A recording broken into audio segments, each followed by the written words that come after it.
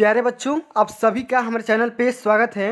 दोस्तों, आज के इस वीडियो के माध्यम से क्लास 10th के बच्चों के लिए विज्ञान का अक्टूबर महीने में जो अर्धवार्षिक परीक्षा हुआ था उसको हम लेकर के आ चुके हैं और इस वीडियो के माध्यम से हम इस पूरे पेपर का A to Z सॉल्यूशन करने वाले हैं।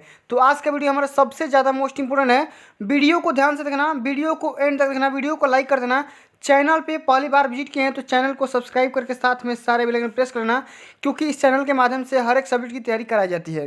दोस्तों, ये जो पेपर है आप सभी यहाँ पे देख सकते हो कि OMR उत्तर पत्र पर आधारित एक क्वेश्चन पेपर है और आप सभी को जो 2023 का बोर्ड का पेपर आएगा थोड़ा सा पेपर में चेंज किया गया है। और पेपर में चेंज इस तरीके से किया गया है कि आप सभी का जो पेपर बनेगा दो सेक्शन में बनेगा, सेक्शन ए और सेक्शन बी।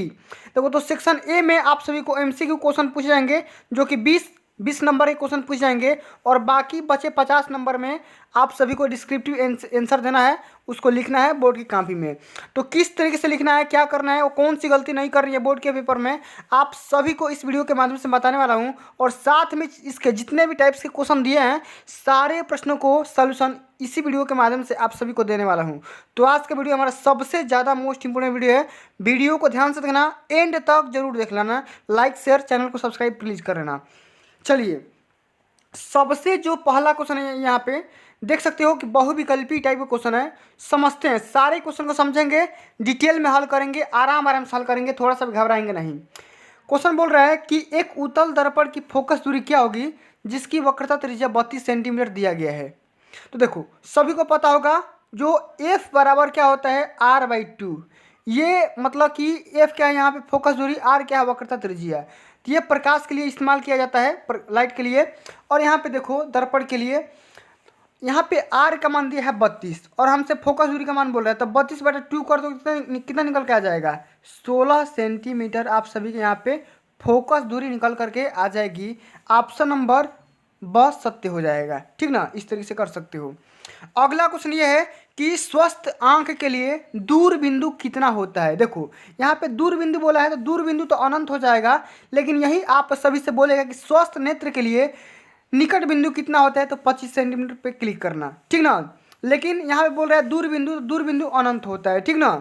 अगला क्वेश्चन ये है कि अंतरिक्ष यात्रियों को आकाश दिखाई देता है। तो देखो, हम अगर मतलब पृथ्वी पे हैं तो आकाश देखेंगे तो नीला दिखाई देगा, लेकिन अगर हम पृथ्वी को मतलब वायुमंडल को छोड़ करके किसी भी अंतरिक्ष से देखेंगे तो आकाश का रंग काला दिखाई देगा। ऑप्शन नंबर असत्य हो जाएगा। कैसा दिखाई देगा? काला। आप सभी को याद रखना है, बहुत ही मोस्ट इंपोर्टेंट क्वेश्चन है।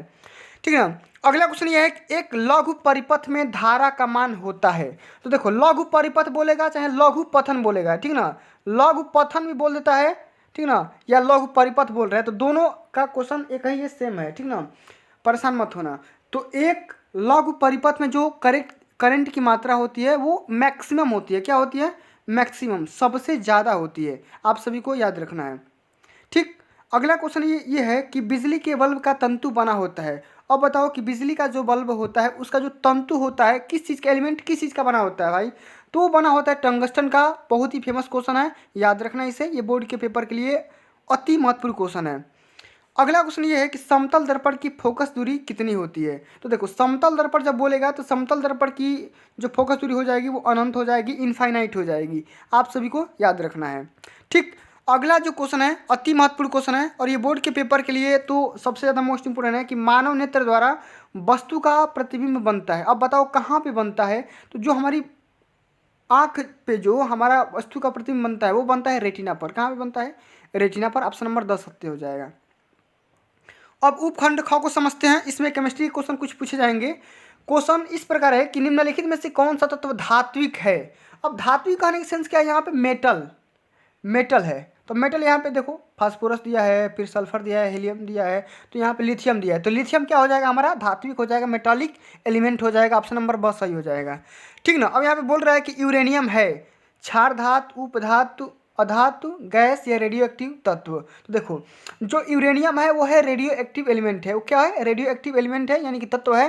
यानी कि ये मतलब छोटा सा एलिमेंट, बम बारूद बनाने के लिए या फायरिंग करने के लिए यूरेनियम का इस्तेमाल किया जाता है। तो ये क्या है? रेडियो एक्टिव तत्व होता है।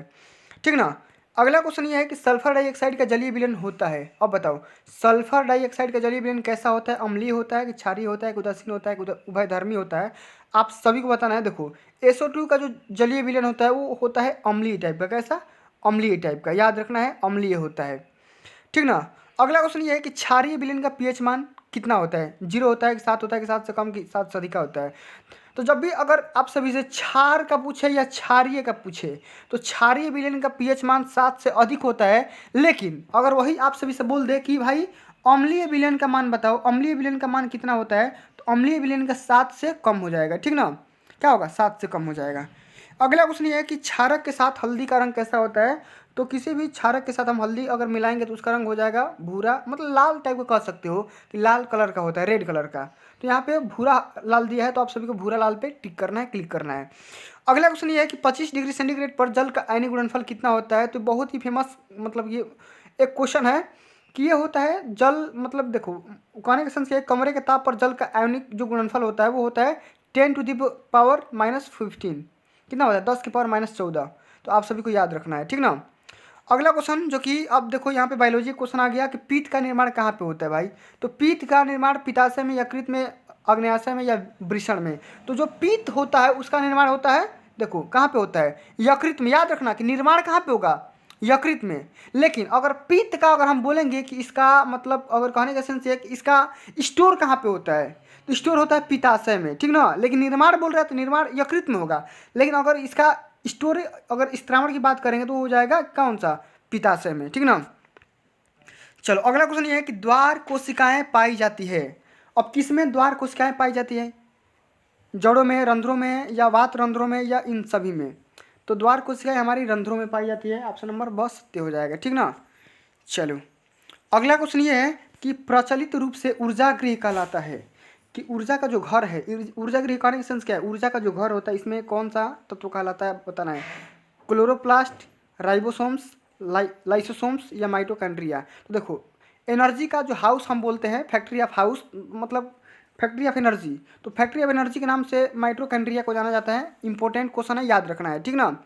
चलो अगला क्वेश्चन ये है कि एक अणु ग्लूकोज के पूर्ण ऑक्सीकरण से कितने एटीपी अणु प्राप्त होता है। तो ये बताना है कि एक ग्लूकोज अणु के पूर्ण ऑक्सीकरण से हमारे 38 एटीपी, कितने 38 एटीपी, याद रखना है। ऑप्शन नंबर 10 सत्य हो जाएगा। अगला क्वेश्चन ये है कि पादपों में जाइलम का कार्य होता है। तो ये हो जाएगा जल का संवहन, ठीक ना। जल का संवहन करता है मतलब कि नीचे से क्या करता है, एनर्जी को ले जाता है ऊपर की तरफ, ठीक ना। अगला क्वेश्चन ये है कि अलैंगिक जनन मुकुलन द्वारा होता है, अमीबा में, यीस्ट में, लिस्मानिया में या प्लाज्मोडियम में। तो आप सभी को अलैंगिक जनन मुकुलन द्वारा होता है, ईस्ट में होता है। कौन किस में, ईस्ट में, ऑप्शन नंबर ब याद रखना है, ठीक ना। अगला क्वेश्चन ये है कि केवल प्रोटीन के बने होते हैं, इसमें से कौन सा ऐसा चीज़ है जो खाली प्रोटीन का बना होता है, प्रायोन्स, जीन्स, क्लोरोप्लास्ट या लाइसोसोम। देखो केवल प्रोटीन से मात्र यहाँ पे देखो प्रायोन्स बना होता है, ऑप्शन नंबर असत्य हो जाएगा। याद रखना है प्रायोन्स, क्या रखोगे, प्रायोन्स, ये बना होता है खाली प्रोटीन से बना होता है, ठीक ना।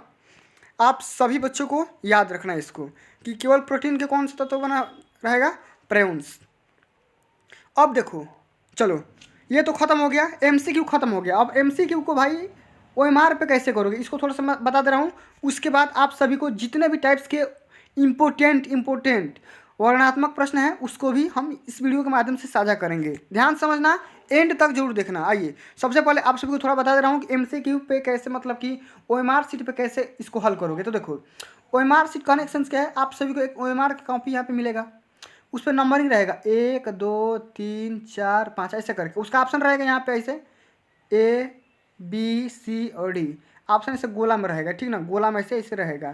तो जैसे मान लो यहाँ पे अब बोला गया है जैसे कि कोई भी मान लो कि जैसे मान लो कोई भी क्वेश्चन दिया है तो उसका ऑप्शन नंबर पहला सत्य है, तो उसको क्या करना है, गोला ऐसे आराम से कर देना है, बहुत बढ़िया से गोला कर दोगे, ठीक ना। इस तरीके से जब गोला हो जाएगा तो इसको छोड़ दोगे। इसी तरीके से आप सभी को पूरे एमसीक्यू में गोला करना है, आप सभी गोला करना, वहाँ भी समझाया जाएगा, बताया जाएगा एग्जामिनर के थ्रू, ठीक ना। चलो अगला क्वेश्चन ये है, लघुत्तरीय क्वेश्चन है, फिजिक्स का है, इसको समझते हैं कि 15 सेंटीमीटर फोकस दूरी के लिए उत्तल दर्पण के लिए कोई बिंब 10 सेंटीमीटर दूरी पर रखा जाता है। तो प्रतिबिंब की स्थिति और प्रकृति बताना। तो सबसे पहले मैं आप सभी को मतलब गाइड करते रहूँ क्या होगा। यहाँ पे फोकस दूरी हो जाए कितना 15 सेंटीमीटर एफ का मान। अब देखो बीम मतलब यू का यहाँ पे वैल्यू दिया है, किसका, यू का। अब यू का वैल्यू यहाँ पे कितना दिया है 10 सेंटीमीटर। और आप सभी को पता है कि दर्पण है उत्तल दर्पण, तो उत्तल दर्पण में या अवतल दर्पण में यू का मान हमेशा निगेटिव होता है। तो आप सभी को भी एफ और यू का मान दे दिया। अब आप सभी को भी का मान निकालना है, तो भी कैसे निकालोगे भाई, तो भी के लिए एक फार्मूला होता है कि 1/f बराबर 1/v प्लस 1/u। अब यहाँ पे देखो यू का मान रख दो और एफ का मान रख दो, तो भी का मान यहाँ से निकल के आ जाएगा। ठीक ना, इस तरीके से आप निकाल सकते हो, कोई दिक्कत की बात नहीं है। अगला क्वेश्चन ये है कि कांच के प्रिज्म द्वारा शुद्ध प्रकाश का विक्षेपण स्पष्ट करिए। देखो कि सबसे पहले ये समझा देना कि विक्षेपण क्या होता है। तो विक्षेपण का सेंस क्या है कि प्रकाश का जो भी मतलब श्वेत प्रकाश होता है 7 रंगों में विभक्त होने की प्रोसेस को हम क्या बोलते हैं, विक्षेपण बोलते हैं। तो किस तरीके से होता है समझा देना है, कोई दिक्कत की बात नहीं है। अगला क्वेश्चन ये है कि प्रकाश का परिवर्तन क्या होता है और परिवर्तन के नियमों का उल्लेख करिए। तो प्रकाश का परिवर्तन मतलब कि प्रकाश किसी भी रुख तल से टकराता है तो टकरा करके अपने अपने माध्यम में लौट आता है, ठीक ना। तो इस घटना को हम क्या बोलते हैं, प्रकाश का परिवर्तन बोलते हैं। और इसके 2 नियम होते हैं, आपतित किरण और परावर्तित किरण। क्या होता है देखो, सबसे पहले तो आपतन कोण और परावर्तन कोण का मान समान रहेगा, और आपतित किरण, ठीक ना, और परावर्तित किरण और अभिलंब तीनों एक ही तल में होते हैं। तो ये प्रकाश के परिवर्तन के 2 नियम हैं, आप सभी को दोनों नियम लिख देना, 4 नंबर यहाँ से स्कोर हो जाएगा, ठीक ना।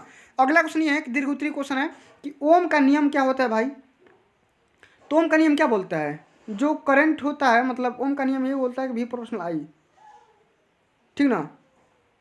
तो इसी तरीके से V बराबर I इंटू आर हो जाता है। जो हमारा वोल्टेज होता है, वोल्ट होता है, मतलब विभव होता है, वो करंट के क्या होता है, रेसिप्रोकल होता है। यहाँ से निकाल दोगे तो आर यहाँ से निकल के आ जाएगा, ठीक ना। इस तरीके से कोई दिक्कत की बात नहीं है। और इसके सत्यापन के लिए परिपथ आरेख खींच करके एक बढ़िया से फिगर वगैरह समझा देना, इसको मैंने बहुत ही बढ़िया से कराया है, ठीक। अगला क्वेश्चन ये है कि या आप ये कर सकते हो ओम का नियम वाला, नहीं तो ये कर सकते हो कि मानव नेत्र का सचित्र वर्णन करिए। सबसे पहले ह्यूमन आई बना दो, किस तरीके से आंख बनता है, उसके बाद रेटिना पर प्रतिबिंब का निर्माण कैसे होता है, किस तरीके से होता है, उसको बता देना, समझा देना, आसान है, कोई दिक्कत की बात नहीं है। अगला क्वेश्चन समझते हैं, लघु उत्तरीय है, केमिस्ट्री का है कि निस्तापन और भर्जन में क्या अंतर है, समझाना है। ये क्वेश्चन 4 नंबर में पूछा गया है, ठीक ना। इसके बाद पीएच मान क्या है, दैनिक जीवन में पीएच का क्या क्या महत्व होता है, कहाँ कहाँ पे पीएच का यूज होता है, इसको बारे में समझाना है, ठीक ना।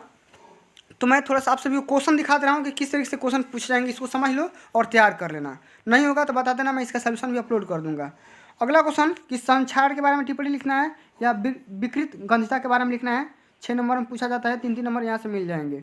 या ये भी कर सकते हो कि धावन सोडा का रासायनिक नाम और सूत्र लिखिए और इसको बनाने की विधि कौन कौन सी होती है, कैसे होता है, इसका उपयोग क्या होता है, उसके बारे में लिख देना है, ठीक। अब यहाँ पे हम समझते हैं बायोलॉजी क्वेश्चन, कुल क्वेश्चन। सबसे पहले उत्तरी लघु उत्तरी को देखते हैं, फिर दीर्घ उत्तरी को देखेंगे कि रंध्र क्या है, इसकी उपयोगिता क्या होती है, बारे में लिखना है। एटीपी क्या होता है, निर्माण कैसे होता है, इसके बारे में समझाना है। कायिक जनन क्या होता है और कायिक जनन के क्या क्या लाभ होते हैं, इसके बारे में समझा देना है, ठीक ना। उसके बाद समझ लेते हैं कि दीर्घ उत्तरी क्वेश्चन यहाँ पे दिया है कि वाष्प उत्सर्जन किसे कहते हैं, इसके महत्व को चित्र की सहायता से स्पष्ट करिए। कि भाई वाष्प उत्सर्जन क्या होता है, इसका क्या क्या इंपॉर्टेंस है, इंपॉर्टेंस लिख देना है। 2 4 इंपॉर्टेंस लिख दोगे तो आपका यहाँ पे 6 नंबर स्कोर हो जाएगा। या अगर ये नहीं आ रहा तो ये लिख दो, बायोलॉजी क्वेश्चन है कि परिवार नियोजन किसे कहते हैं। तो परिवार पे कंट्रोल करने के लिए, जनसंख्या पे कंट्रोल करने के लिए जो भी हम उपाय रचते हैं उसे हम परिवार नियोजन कहते हैं। और परिवार नियोजन की कौन कौन सी विधियाँ होती हैं, मतलब कि किस तरीके से हम परिवार नियोजन पे कंट्रोल कर सकते हैं, फैमिली ब्रॉड्स पे कंट्रोल कर सकते हैं, उसके बारे में कौन कौन सी विधि अपनाई जाती है, उसके बारे में आप सभी को विचार करना है, लिखना है। तो इस तरीके से फ्रेंड्स आप सभी लोग इस पूरे पेपर को तैयार कर लेते हो तो बोर्ड के पेपर में आप अच्छा अंक स्कोर कर सकते हो। और एक बात और, अगर आप इस पीडीएफ को डाउनलोड करना चाहते हैं तो यहाँ पे एक लिंक भी मतलब दिया गया है कि modelpaper.info पे जाओगे, क्लिक करोगे तो आपको पूरा A to Z PDF निकल के आ जाएगा, मिल जाएगा, ठीक ना। लेकिन सॉल्यूशन आपको इसी चैनल पे मिलेगा, हर एक PDF का। मैं इस चैनल पे हर चीज़ का क्लास 10th और 12th के बच्चों के लिए हर एक सब्जेक्ट का A to Z तैयारी करवाया जाता है। तो एक मतलब कोई भी देखो बोर्ड की पेपर की तैयारी कर लिए, अगर आप अच्छा अंक स्कोर करना चाहते हो तो कोई एक भरोसेमंद चैनल को सब्सक्राइब कर लो, पढ़ो, भरोसा रखो। मैं भी आपकी तैयारी के लिए इतना मेहनत कर रहा हूँ तो मैं भी चाहूँगा कि आपका भी अच्छा से अच्छा अंक आए। तो फ्रेंड्स आज के लिए बस इतना ही। अगर ये वीडियो आप सभी को अच्छी लगी होगी, हेल्पफुल लगी होगी तो वीडियो को लाइक करना और ज़्यादा से ज़्यादा इस वीडियो को शेयर करना। चैनल को अभी तक सब्सक्राइब नहीं किए हैं तो सब्सक्राइब करके साथ में सारे बेल आइकन प्रेस कर लो। मिलते हैं अगली वीडियो में, तब तक के लिए जय हिंद, जय भारत, वंदे मातरम।